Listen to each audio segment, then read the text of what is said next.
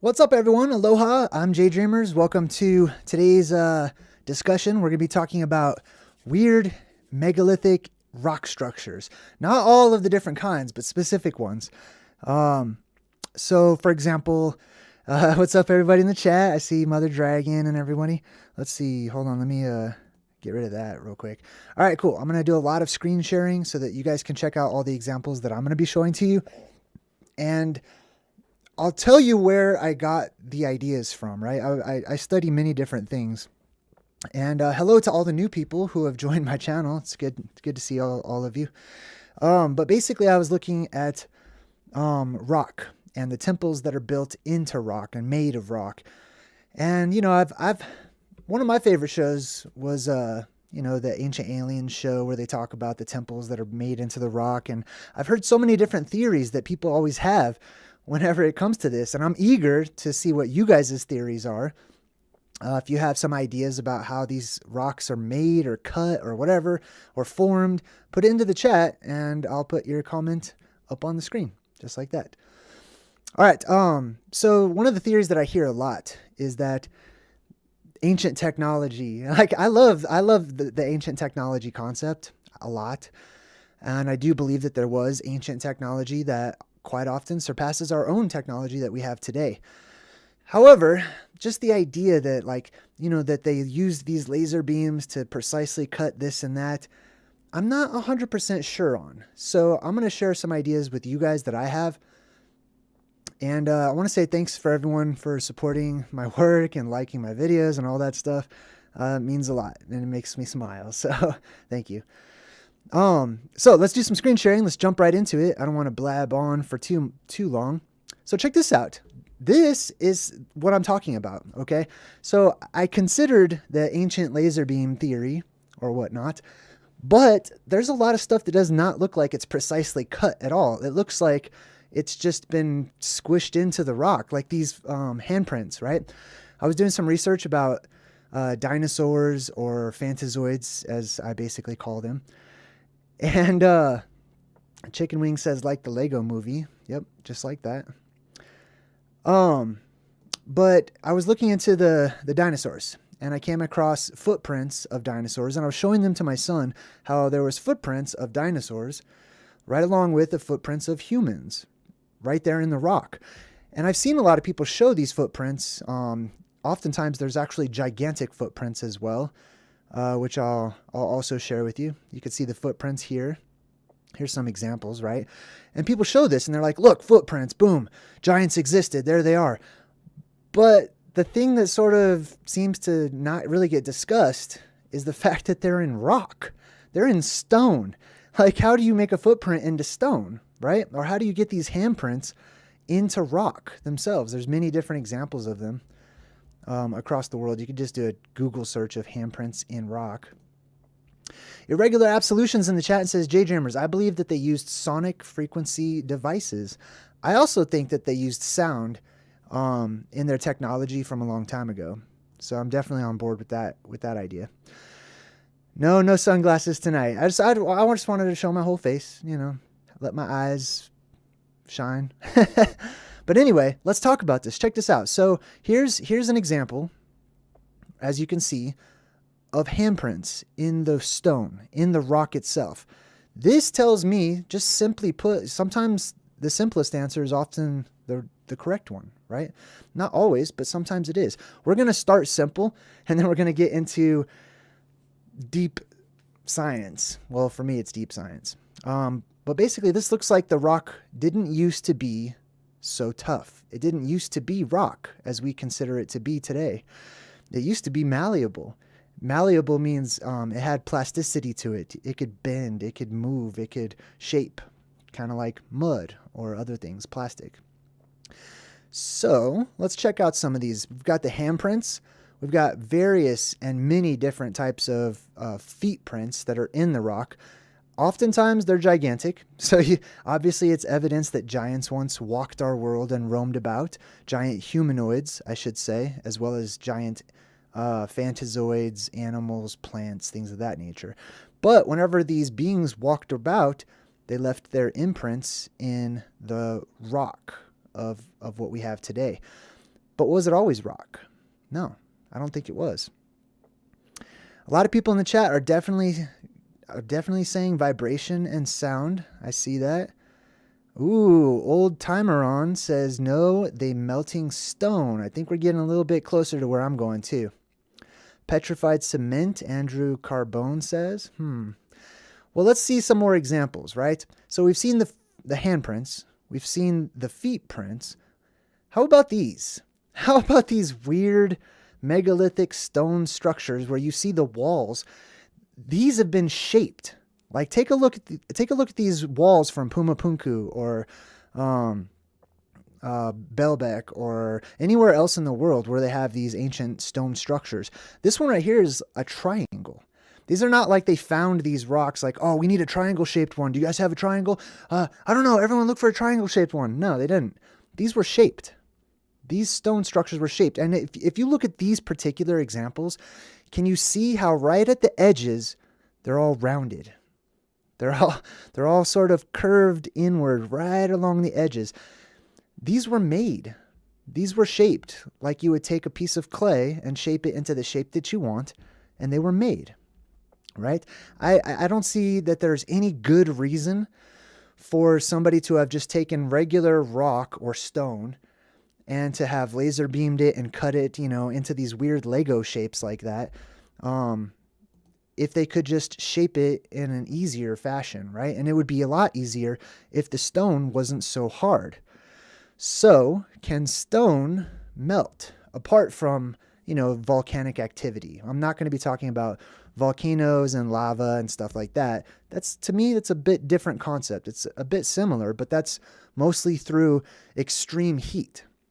I'm going to be discussing the theory and the idea that these rocks were shaped and formed, that they became malleable through other means. Let's see. Angel Lovebud's in the chat and says, JayDreamerZ, I heard something about tree sap concoction turned stone to like putty. I totally think that stone can be turned into a putty-like substance. There is a stone out there that bends. I don't know if you guys knew that, but there's a particular type of stone that you can, when you cut it into strips or whatnot, or sometimes it can break into strips, but it will actually bend. So here's the rock walls. We talked about the handprints. We talked about the feet prints. We've seen these examples of various temples and ancient cities and stuff that had these walls that look like the stones were not just cut, but shaped into this form, right? And they look like, sometimes these shapes actually have like protrusions sticking out of them. Sometimes they have little ornaments or little statues, it looks like. And people today, they can't imagine that the rocks were once different, that they weren't always solid substances. So let's take a look at what we got next. This is one of the great megaliths of Baalbek, I believe, or Baalbek. That, to me, looks like it's sank into the ground, doesn't it? Right? I can't imagine that this is just like millions of years of dust and debris covering it up or whatever. It seems like a more logical explanation that due to liquefaction of our world, which means whenever the world starts to shake a lot, we get a lot of massive earthquakes in various and diverse places, that the waters rise up to the top. Those things which were sunk start to rise. Those things that were on top and are heavy enough start to sink down below. So we've got these ancient, huge, gigantic megaliths that to me may have been put there by gigantic beings. I also believe that the conditions in our world were a bit different back then to help them to move about objects that we would consider heavy today. But this looks like it sank down into the ground due to liquefaction. Perhaps it may have been standing one time at once, right? And you could see how large of an object that is because of this guy standing next to it. But it looks, it sank down into the ground. You can see it right there. Now, the thing about liquefaction is once the ground stops shaking, once the vibration stops, everything solidifies pretty quickly. Right? It gets solid real quick. It doesn't just stay liquidy for a long time. It tends to just like get hard really quickly. So that's another example. Here's a really interesting one. Up until recently, we all thought, most of the world thought that these moai in in Easter Island, or on Easter Island, that these were just the heads. That's all we ever saw was just the heads. But recently, excavations have shown that they are full bodies. That this is probably a third of the entire size of these megaliths. So why are the rest of the bodies in the ground? Possibly for the same reason that this megalith is also in the ground, and many others around the world have sank down into the earth. Look, if you look at it, this looks like, if you ever look at videos of liquefaction, I do have examples, but I don't have them prepared, so you'll have to Google it or YouTube it or whatever. Same thing. If you look at examples of liquefaction and the objects that are on there, they don't just topple down. Sometimes they just sort of like sink down at angles, and then when the shaking stops, it solidifies again, like I was saying. That's exactly what I'm seeing here. It looks like that there was liquefaction that occurred. These heavy objects sank down into the muddy ground, and then when the shaking stopped, they just solidified right where they were. I'm sure that there's ones that are completely down underneath the ground. And then we have these temples. And let's see. Regular absolution says maybe things seem huge because we're just really tiny and we don't realize it. I also think that there's some substance to that. So we've got these rock temples, right? And people are like, oh man, they had ancient laser beam technology and they just bzzz, and they had these huge things and they drilled and this and that. Possibly. But what if there's other explanations, right? What if this was all malleable? What if it wasn't always stone and rock, as hard as we think that it is today? Maybe the stone was able to bend. Maybe the stone and the rock was able to, what we would call, melt. I don't like to use the word melt when referring to this subject, just because we associate melting with intense heat. But things can change their shape. They can become more like have a plastic quality, stretchy, we could say. Now, biblically, this is mentioned in the Bible. In Psalm 97:5, it says, "The mountains will melt like wax before the Lord." Let's take a look at some other biblical examples. "The mountains quake at him, and the hills melt, and all the earth is burned at his presence, yea, the world and all that dwell therein." Interesting. So it's talking about not just the mountains melting. Now you have to take it with a grain of salt, right? These people describe things in their own language. Did it melt like a volcano would melt something? Possibly. But let's take a look at, all the breadcrumbs and puzzle pieces and put them together to get a bigger picture. Here's another quote. "And the Lord God of hosts is he that toucheth the land, and it shall melt. Behold, the days come, saith the Lord, that the plowman shall overtake the reaper, and the treader of grapes him that soweth the seed. And the mountains shall drop sweet wine, and all the hills shall melt." There's another reference to hills, mountains, aka rock, melting. 2 Peter 3:10 in the New Testament says, "But the day of the Lord will come as a thief in the night, in which the heavens shall pass away with a great noise, and the elements shall melt with fervent heat, and the earth also, and the works that are therein shall be burned up." So let me reinterpret this for you real quick. Excuse me. This word elements right here, you could sort of see it if I move my head. Actually, let me make that a bit smaller so we could all see it. There we go. It says the elements shall melt. Usually people focus on that, and they're talking about like the periodic table of elements. That's not what this is referring to, okay? I don't believe that it is. And that's based off of other parts of other scriptures in the Bible where it uses this exact same word. It's not referring to the periodic table of elements like hydrogen will melt and carbon will melt and all that type of stuff. This is referring to the system that we live in. The system that we live in shall melt, right? But then it says, the system shall melt, the earth also. Now, there weren't commas in the ancient language, okay? So this comma was put there recently. The system shall melt, the earth also. Then you would put the comma, and the works that are in therein shall be burned up as well. So it's talking about the earth melting, essentially. All right, now I want to just caution some people. When you look into these different subjects, you have to be careful and take everything with a grain of salt, because you could come across stuff that's photoshopped or stuff that people take out of context or whatever. So I want to show you an example. While I was doing my research, I saw this one. This clearly looks like an example of liquefaction if you just take it at face value and you don't get context to it, right? It looks like this building is just sinking down into the earth. It's at this weird angle. You can see the hill there, you know. But if you look at the original image, it actually looks like this, right? It's straight up and down. The person just took the picture and tilted the camera at an angle to this hill right here, making this hill look like it was the flat plane that this castle sits on. So I did want to throw that out there just to keep everything balanced, okay? I'm not the type of person that I would like to just dive right off of the rabbit hole and jump into the rabbit hole without a bungee cord or a rope or something, because I would like to stay grounded as I do my research. So it's good to be balanced in that respect. This is the type of rock that can bend. If you'd like to check this out, it's a pretty interesting study. It's called itacolumite. And it's pretty cool because it actually bends. Here's an example of somebody bending the itacolumite.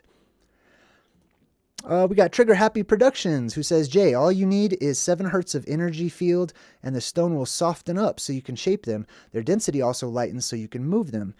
That is a really good point to make. And we're actually going to get into the science behind it right now. But before we do, let me give you some more examples from pop culture. Not only does, in the history of our world, have we learned about stones melting, rock melting, mountains melting.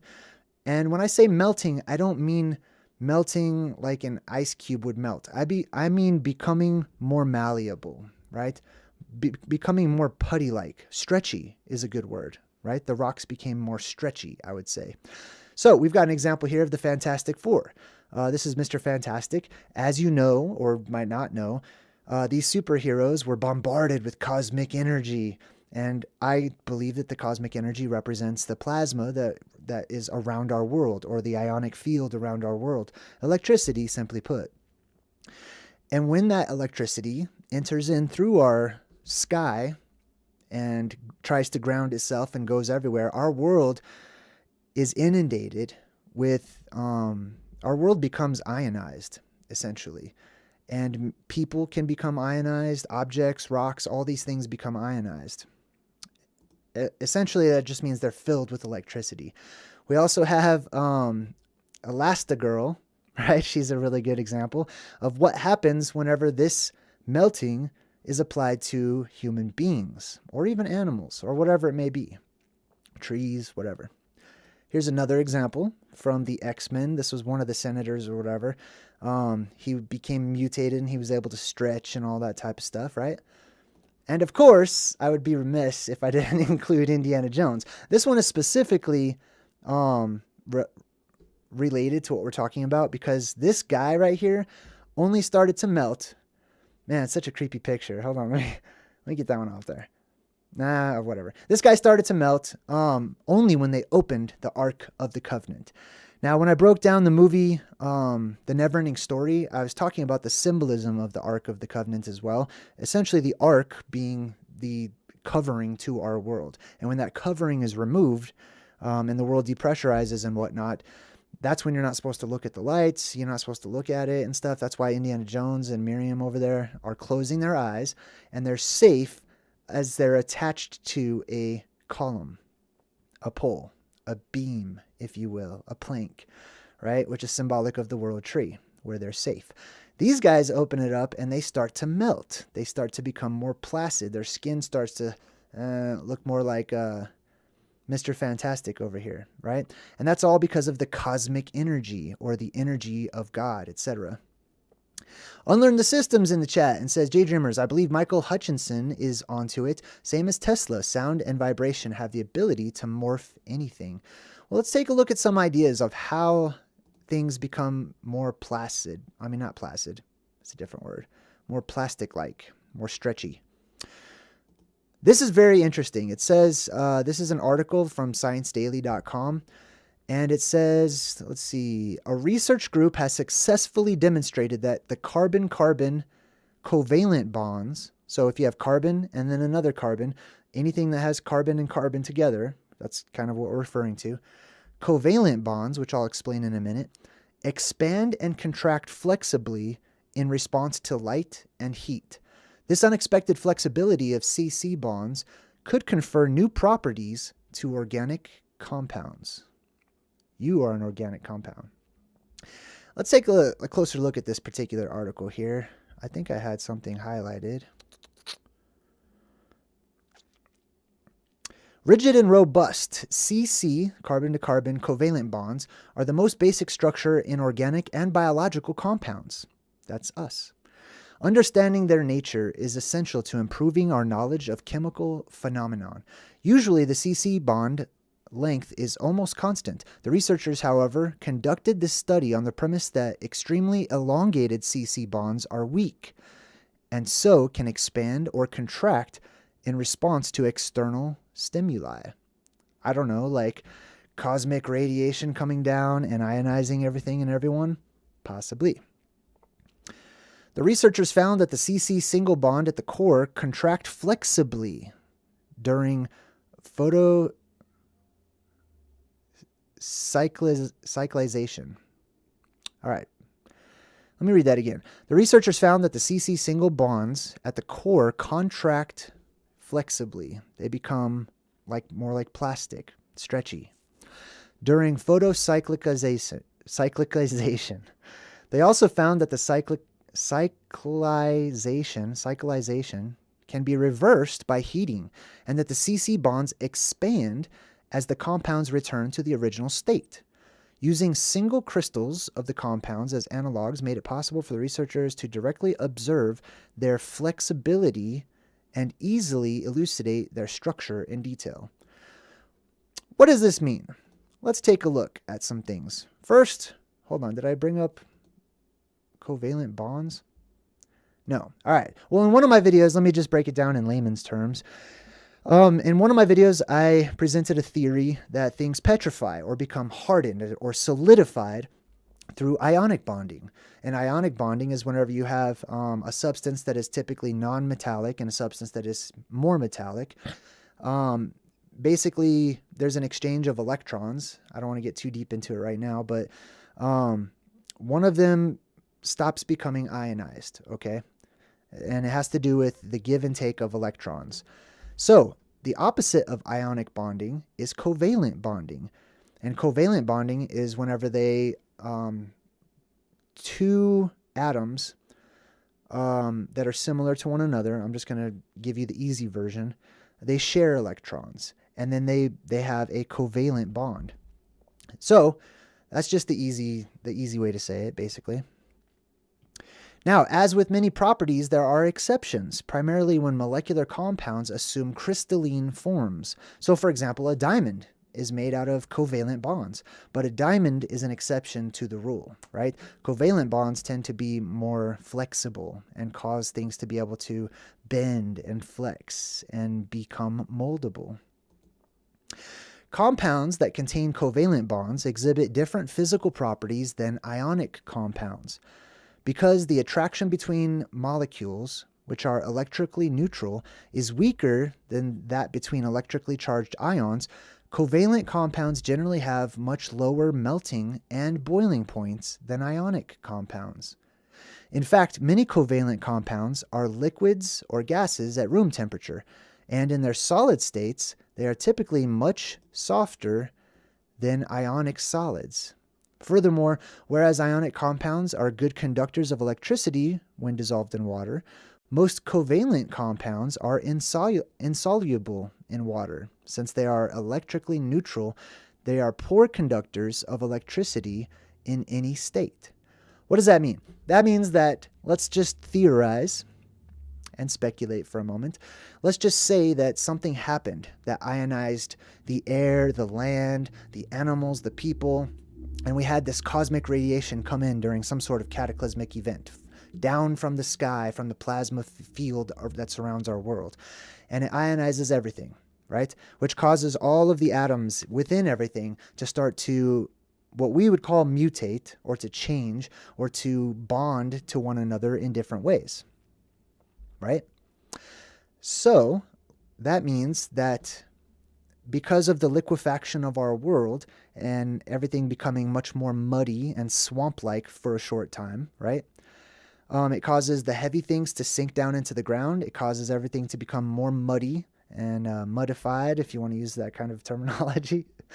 But the other thing is that the ground itself is privy to these bonds, both ionic and covalent, right? So it makes sense, since a covalent bond, those things that are bonded covalently, and like it was talking about, the structure of our bodies and, much of the earth is carbon, right? And whenever carbon and carbon covalently bonds, it can become and does become flexible or malleable or changeable, shapeable, just like we saw in these earlier pictures where the rocks were shaped, right? Because I believe that the rocks were not rocky. I don't think so far. It's very possible that they were malleable, that they were bendy, in fact. And then over time, as they dried out and whatnot, they became harder and harder. All right, so let's see. We learned about covalent bonding. We learned about a little bit more about ionic bonding. Let's see here. Covalent compounds tend to be more flammable than ionic compounds. Oh, that's the other thing I was going to say too. It makes sense to me, speaking of those temples that were built.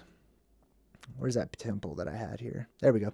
So these temples, these structures, these houses that people made, if they made them out of these structures that were covalently bonded by the ions, coming down from above and inundating our world, we learn that covalent bonds basically resist electricity. I'm just sort of summarizing this in my own words, okay? Paraphrasing.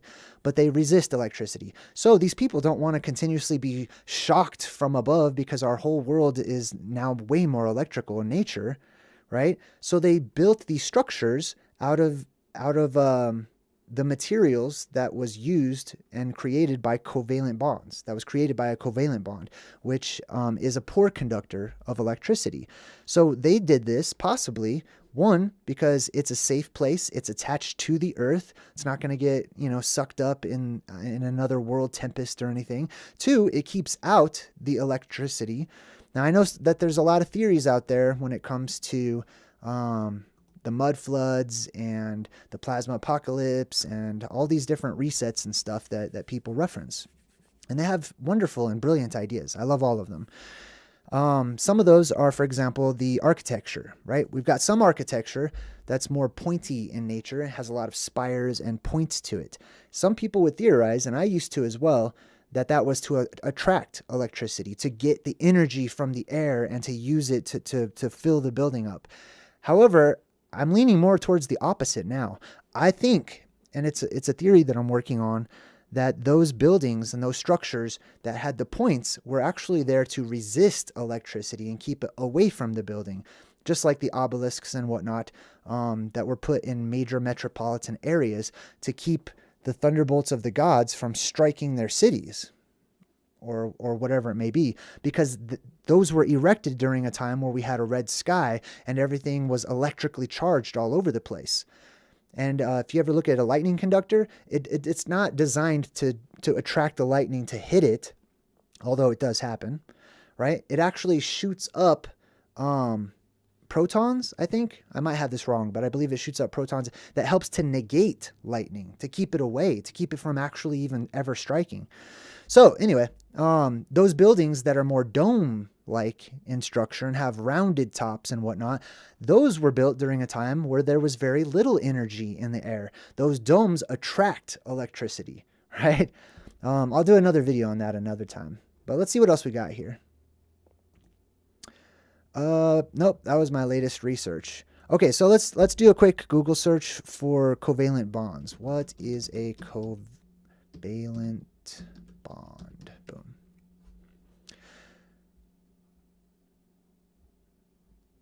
Here we go. All right, we're going to go to Wikipedia. Whatever. Wikipedia is wrong sometimes, so, take it with a grain of salt. A covalent bond is a chemical bond that involves the sharing of electron pairs between atoms. Electrons, electricity, simply put, is a reoccurring theme when I'm doing this research. on how things get instantly petrified, on how things become malleable and soft and able to melt, right? So it involves the sharing of electrons between atoms. These electron pairs are known as shared pairs or bonding pairs, and the stable balance of attractive and repulsive forces between atoms when they share electrons is known as covalent bonding. So all you need to know, in short, because that's a lot of scientific wording, is that this kind of thing right here, where they could just push their hand into the rock, where they could step, and wherever they go, solidifies and creates the imprint of their feet and whatnot, right? It's not because this was just mud and it just turned into rock or whatever. Sometimes that happens, yes. But the rock itself, the stones, these things that were clearly, look at that shape right there, right? Why would you, no, that wasn't cut. That wasn't that was shaped. That was somebody made that, like they had a piece of clay and shaped it to be like that. Now, why do they shape these walls in these weird, strange patterns? My theory is that these interlocking patterns help to keep them more stable the next time that they suffer earthquakes, the next time that they have a tempest and the winds try to blow them down and stuff like that. I believe this is probably a way better design for these structures to keep them standing, as evidenced by them still standing for so long, right? All right, cool. Well, that's pretty much the end of that presentation. Let's jump back in the chat. We got High Minded who says, JayDreamerZ, can we make a world that is safe, even for a small child to wander aimlessly alone, thinking babies falling from towers would be nothing to fear?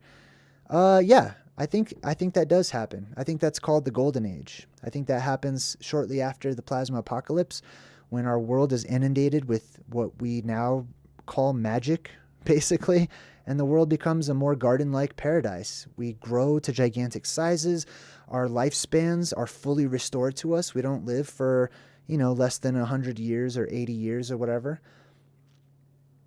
Look, you can see the indentations in this rock right above this guy's head. You see that right there?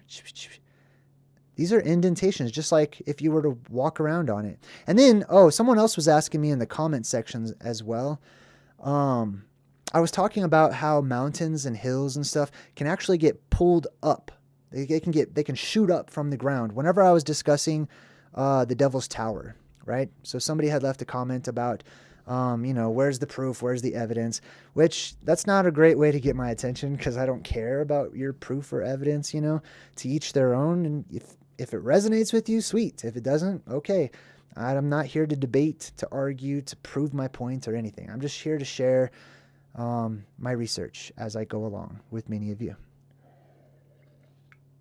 But I believe electricity and the electric universe theory is a key to much of our ancient anomalies of geography, how these things happened. Not just the electric universe theory, but looking into our ancient myths and legends and stories from cultures and tribes of times long ago who described these things in their own words.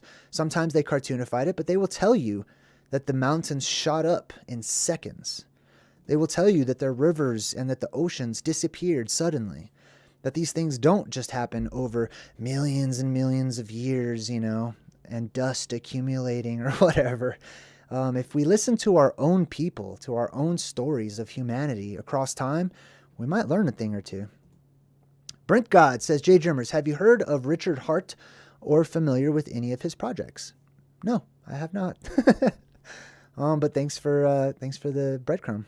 See, that's another thing too. That's why I like to do these videos with all of you.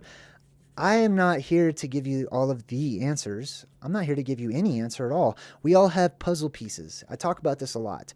We all have, if you take a puzzle with a big, beautiful picture of the world and you fracture it into all of its little pieces or breadcrumbs, some of those pieces fall to some of us. Each one of us carries at least one, many different pieces, right? And there's a lot to be found. We can see the bigger picture if we put those puzzle pieces together. If we come together and we unite and see where they fit, right? What's up, Tony? Welcome to my channel. Yeah, I got to change. Still has the popcorn sound from Truth in Movies night. But yeah, let's see here. Oh, and that's the other thing too, is on my channel, I don't know why I'm stuttering so much. I guess I'm nervous tonight. But on my channel, and I think it's because I have so many subscriptions. Like, I never expected my channel to get so popular or anything. So I always get nervous before I do every single live stream. But here on my channel, what I try to stay away from is absolutes. I try to stay away from saying this is the way that it is. I might say that. I might phrase something that way from time to time. But if I ever do that, I don't mean it, right? Sometimes it's easier for us to just get right to the point and say, oh, this is what it is.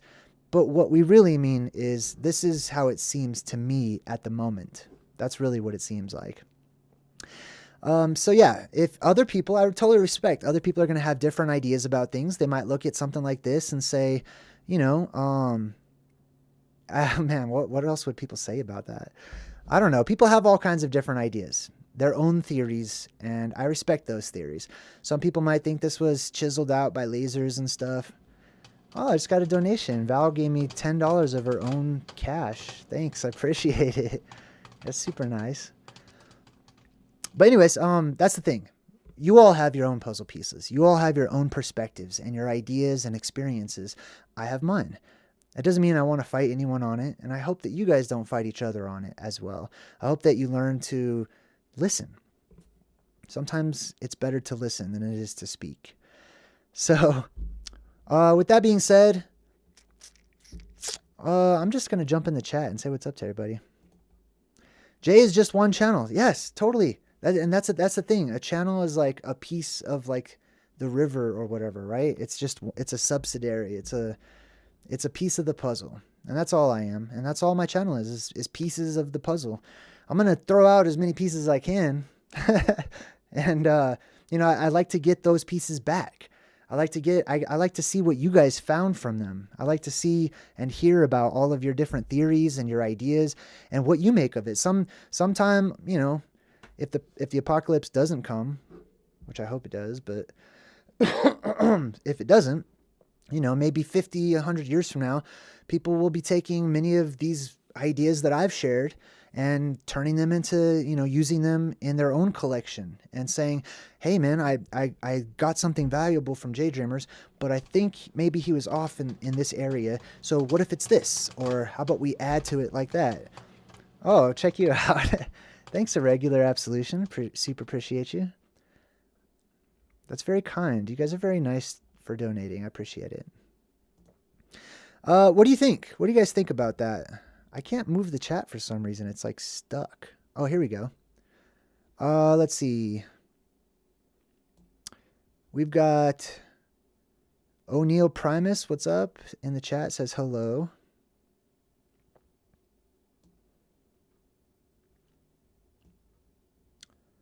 Let's see. Everyone's just pretty much saying what's up.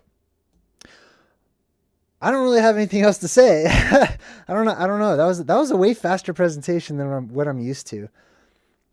So let's do this. I have an idea. God, I'm so stuttering today. I don't know why. I have no idea why. I'm like nervous in a good way. I'm overwhelmed by all of you. You guys blow my mind, really. I love all of you. I love your comments. I love how you add. I love how we all make stone soup together and throw in our little, you know, nutritional value here and there.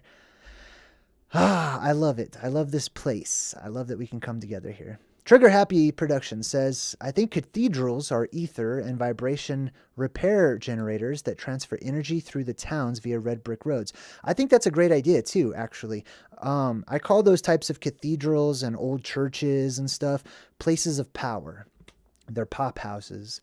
They're places of power, and they're places that have been designed, set up, and their architecture was put in specific areas. And usually I found that those areas have underground catacombs or cave systems and whatnot.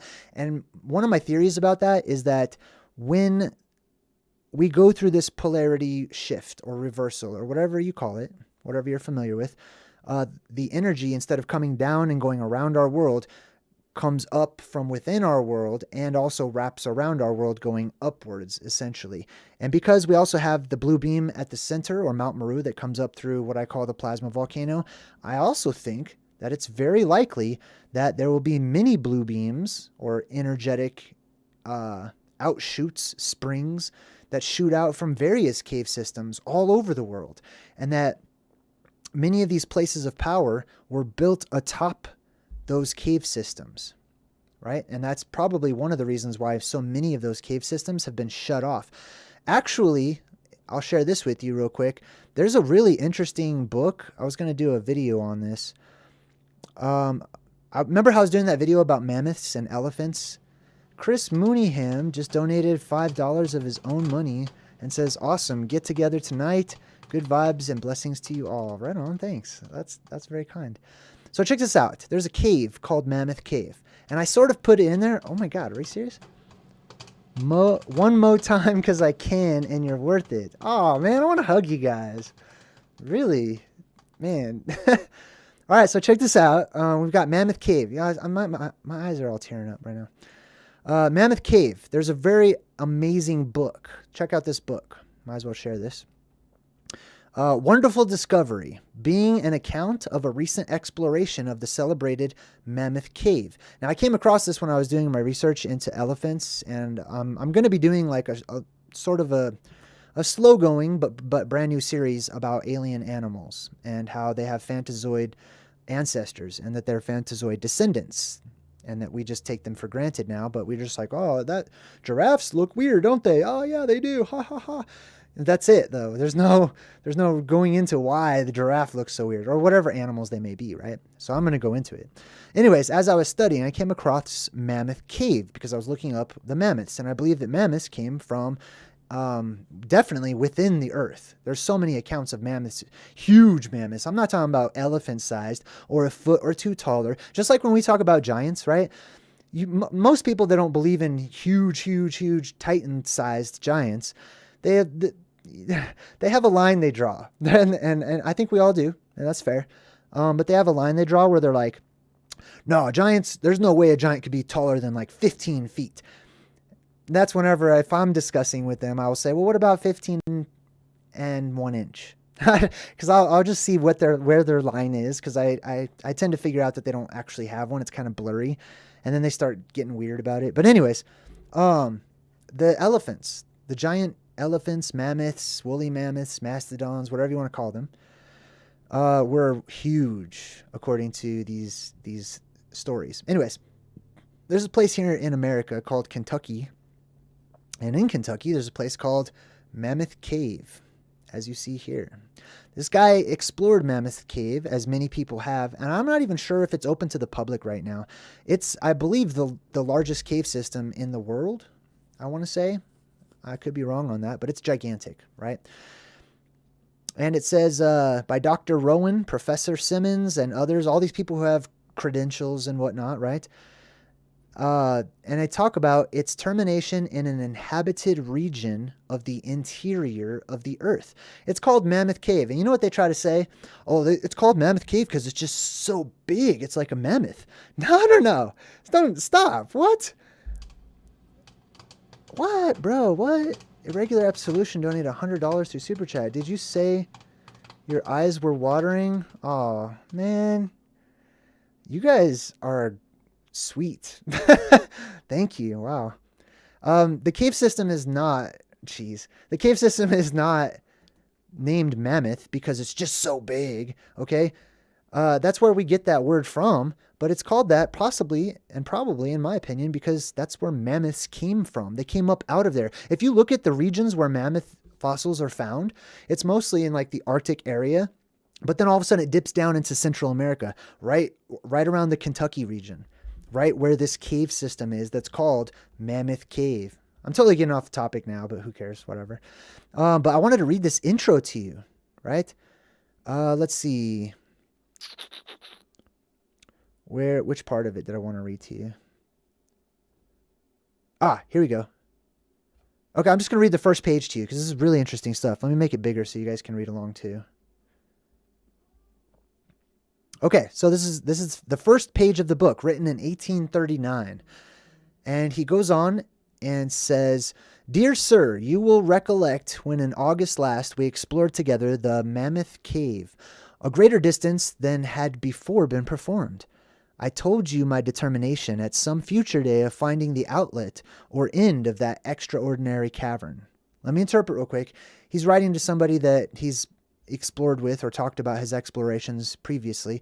And he's like, look, man, I told you I'm going to keep going, right? That it's such a big cave system. They can't just go all in one time. They have to go in, come back. They're like, wow, there's more. We're going to have to go back home, get more supplies and stuff. So he's writing back to this guy. He says, "I have done so. And while I write, the thought of the important discovery that I have been the thought of the important discovery that have been instrumental in first placing before the inhabitants of the outer world," talking about the surface where we live, "fills me with the most intense and overwhelming reflections, to the extent that I at times doubt whether I am not under the influence of an exciting dream, instead of the reality of truth, clear as the noonday sun." He's very excited about this. "You will well remember when we were seated in the grand vestibule of the cave, refreshing ourselves, after our curious research, over Kentucky hoe cake and bacon," whatever that is, "and a glass of pure Southside Madeira, we drank in ludicrous style, with 3 times 3 success to Sim's hole, and the Mammoth Cave of Kentucky. Even our sable conductor, the grinning Pompey, joined in the chorus, and the vasty cavern, with its 100 labyrinths, echoed and re-echoed the sound, as if pleased at our disturbance of their solitude, which dwelt within its bosom. Little did we either of us think, my friend, that our jest was to be reality, that this cave, leading to unknown regions, was to terminate, after ramifications hundreds of miles in extent, in a new country, inhabited by human beings, advanced in civilization, and marking a new era in the progressive discoveries of man. Such, however, is the fact. The theory of John Cleves Sims is now proved to be true. The earth is hollow and inhabited, and the world must now rank him with Columbus and Galileo." That's all I'm going to share with that. I just wanted to share that with you because I think it's really interesting and cool. And wow, thanks for all the donations. That was amazing. But yeah, Mammoth Cave. This guy basically went in research, and these are people who have all of the credentials that academics nowadays, insists upon. But usually, whenever they have those credentials, and then they start sharing, alternative findings or things that are brand new and possibly contrary to the mainstream narrative, those people tend to get shunned. Their works tend to get hidden away and not recognized or whatever. Yeah, what is hoe cake? I have no idea. Right? Who said that? Oh, that was funny. Oh.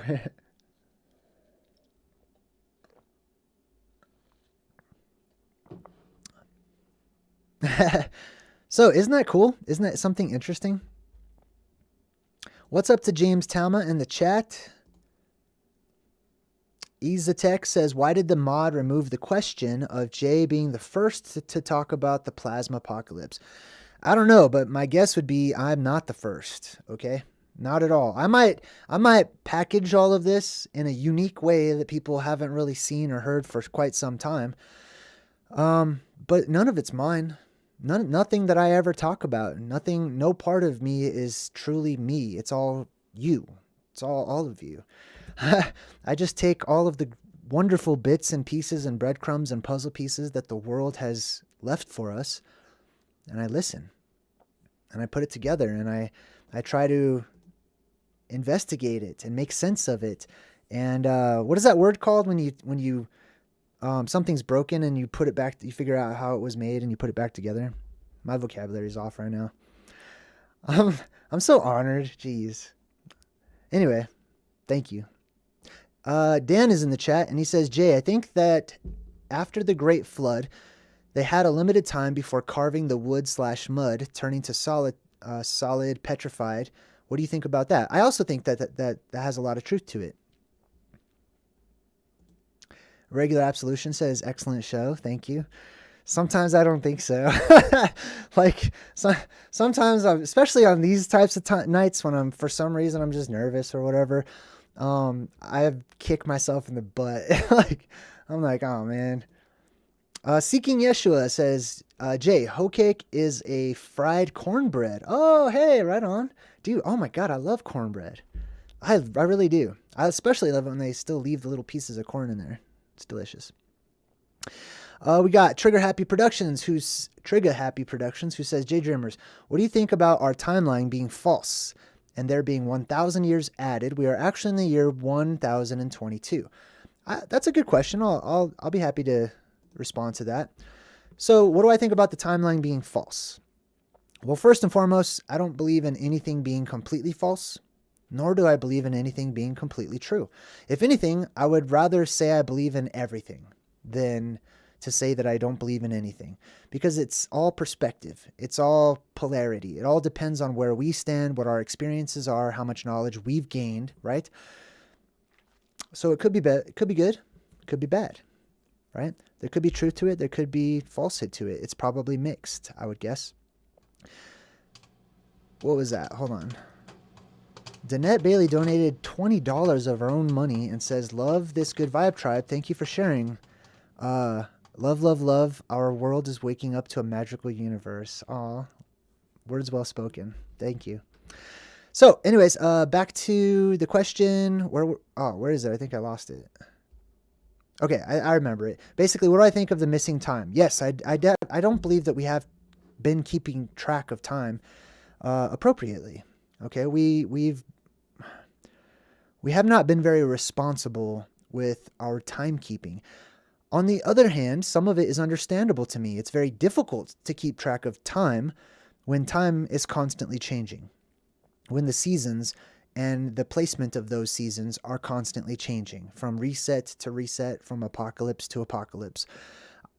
For example, let's say the apocalypse happens December 21st on the winter solstice of this year, right? Well, that would be the winter solstice. A week later, the apocalypse could be over and it could be the middle of summer. And then how are you going to keep track of that? Like, you know what I mean? You have to make adjustments. Excuse me. Do people manipulate time? Yes, absolutely. I totally think daylight savings is a complete manipulation of time, and that they hide the fact that the sun is speeding up, the moon's speeding up, irregular absolution is speeding up. Oh my God. Thank you, man. Jeez. I will hug so many of you one day. I promise. I just want to give you guys hugs, man. You take care of me and my family, so I appreciate it. Thank you. But yeah, good question. So basically, I do believe that time is difficult to track. I believe it is trackable, and I believe the ancients had a good system for doing such, but that ancient knowledge was kept, and they kept it in order to keep power over the people. Do I think that they have it all right, even the people in the know and the governments of the world and whatnot? No, I don't think that they do. I think that there are agencies out there, groups of people, tribes, different groups that have their finger on things, I'll say. All right, let's see what else we got in the chat. Chat's being weird. It won't let me. Did I answer that whole question? Oh, here we go. What do we think about our timeline being false? Oh, 1,000 years were added. I like that. I like the idea that 1,000 years were added because of the I and whatnot, because I study words and letters and stuff. So for those of you who don't know, the theory goes that instead of like 1900, the one for the 1900 was actually just a capital letter I, and I forget what it stood for. Maybe it's for Jesus or something. I don't remember. I haven't looked into that theory a whole bunch. But it makes sense that they put that capital letter I before the number, and then people misinterpreted the I for a 1.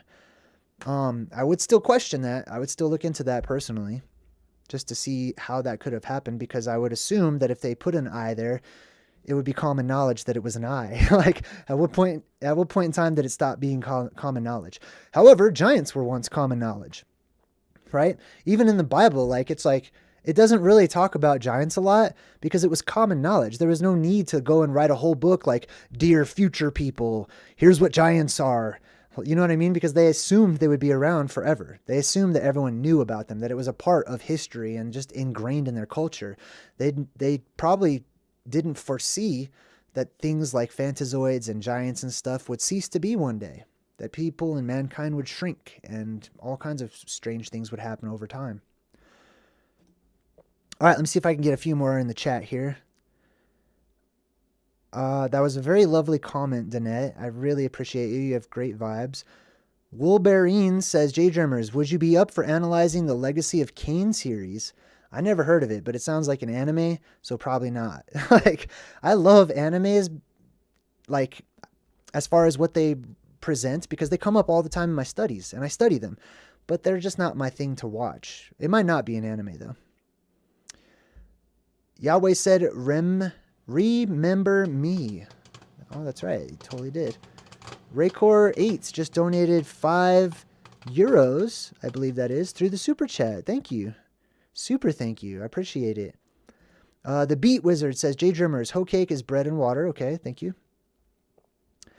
What else do we got? I'm just going back through the chat real quick to make sure I don't miss anybody. Angel says, I'm awesome. I appreciate you. Haku, God of the Swift Amber River, says, thanks for yours, Jay. I appreciate you. I thank you as well. Let's see. My vibe is attached to the tribe. Aw. You guys are very sweet tonight. Oh, here we go. Nassim Kershaw says, JayDreamerZ, if plasma touches me, will I be cursed? I don't want to transform into a monster. Actually, that's a legitimate question. I'd love to answer that one. So, as a part of my, and I say my loosely, okay, but a part of my plasma apocalypse theory that I talk about is that the plasma inundates our world, and it comes down in different forms, different strengths and intensities. Some of it may petrify instantly. Some of it may cause ionic bonding. Some of it may cause covalent bonding. Some of it may attach to people's faces and suck out their memories and upload them into the macroversial brain or whatever, right? All kinds of weird stuff can happen. All kinds of interesting stuff, I should say. It's weird to us today. But if it touches you, will you be cursed? I don't know. I couldn't say for sure. I don't believe in absolutes. But I will say that I lean towards that mostly being up to you, right? My thoughts on the subject of plasma possession, which is essentially what I think you're talking about. When the plasma hits a person or a person becomes ionized, inundated with plasma, as long as they survive and they're okay or whatever, I believe that what is energetic on the inside manifests on the outside, just like it does today, but it's extreme. Okay, so for example, basically, if you don't want to be a spiritual monster, if you want to be a good guy, then be good. Purify yourself. Work on those things that you know to be good, and make that your goal in life, is to be more good, to be mo better. If not, then those people who have more of a base energy, more of an evil or selfish mindset, that will be amplified. They'll become killers. They'll become thieves and whatnot, and it'll be extreme. Now, as far as physically, I also believe that this event, whenever the plasma comes into our world, or cosmic energy, or whatever people would like to refer to it as, when it comes down into our world, that it has a very strong potential to mutate. I'll just use that word. Because that's in our pop culture and we all know what that means. It has a strong potential to rearrange things at a genetic level, to improve them or change them as it sees fit. That opens the door to wondrous and many different possibilities. We can have people turning into animals changing, different things bonding together and melting together and merging with one another, or things becoming more superhuman and perfected and stronger. A lot of people are sort of reference these days our junk DNA, right? I don't think it's junk at all, but that becomes activated possibly, right? Becomes activated, our DNA becomes strengthened, stronger. Everything makes sense. I also believe that information, as far as a deep understanding and wisdom, is naturally imparted to most of us, I would say. There's always exceptions, but most of us. Eyes to see, crack me up. So yes, I hope that helps to answer that question. Val, you crack me up, Val. You know what? I was going to tell you something too. In the past, I have gone into my channel and I've put words that I want blocked because I don't want a lot of negativity or whatever. But every time you curse, I didn't put the F word in my blocking words just for you, just so that you know that. Like, because you don't do it in a base or evil kind of a way. And I super appreciate that. Just so you know. High-minded says, reassemble. A verb of a group, gather together again. After lunch, the class reassembled, put something together again. Yeah, and I hope that you guys appreciated what I was talking about when I broke down that movie, The Eternals, not the Immortals, okay? I called them the damn Immortals through most of that presentation. Whatever, it's the same word, it means the same thing, but yes, they're the Eternals. I had a few comments about that. It made me laugh. But yeah, that girl, Cersei, who is the sorceress, right? She's the one that touches the source and uses the source. She's able to manipulate and rearrange things. Sorso. And that's basically what we're talking about. That's what the plasma, our ionized energy, electricity, the spirit of God, whatever you would like to call it or refer to it as, that's what it's capable of doing. It can change anything and everything. And it just might, right around the corner. All right. I think that's been a good presentation. I think that's good. That's a good amount of time. I'm going to wrap things up and roll the credits. There's a good chance I might come on later because I'm drinking coffee tonight and cleaning my house. I don't know. I don't want to do scheduled live streams because I like to do this when inspiration sparks. But I do plan on doing a lot of them. I would like to do at least 4 a week, I would say. I just have to figure out how to get it all organized. I'm just going to admit I'm not a very organized person. So, if you click on the bell, I know some people get the notifications when I go live or whatever. I've been trying really hard to put something into the community section when hey, I'm going to go live, which I did not do this time. But, thank you. That's all I'm saying. I appreciate all of you. Thanks for being patient with me through all of my technical difficulties, through my stuttering and my rambling and all of that. I like hanging out with you guys, and it's an honor for me.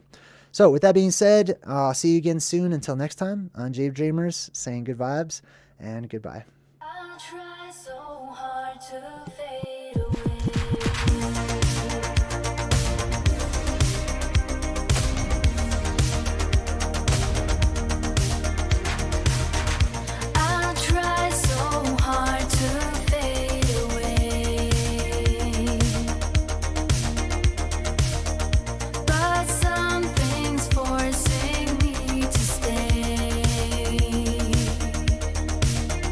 It'd be easier for me if I